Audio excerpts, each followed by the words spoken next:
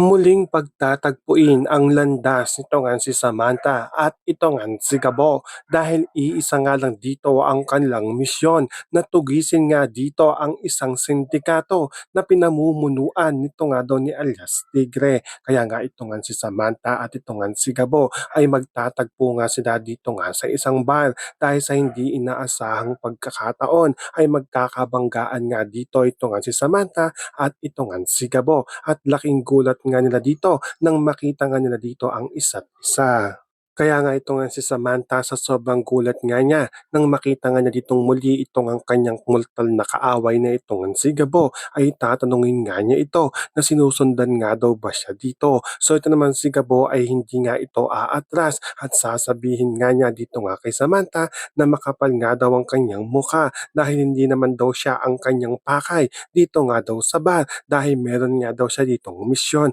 at magkakaintan nga ito nga si Gabo at ito nga si Samantha. Kaya nga ito nga si Samantha at ito nga si Gabo ay masisira na nga dito ang kanilang misyon dahil sa muli nga nilang pagkikita at sa muli nga nilang pagtatalo ay mabibisto nga nito nga ni alias Tigre na meron na nga mga pulis na nakapasok dito nga sa loob nga ng bar. Kaya gagawa na nga dito ng paraan ito nga si alias Tigre upang makatakas nga siya at hindi nga siya tuluyang mahuli.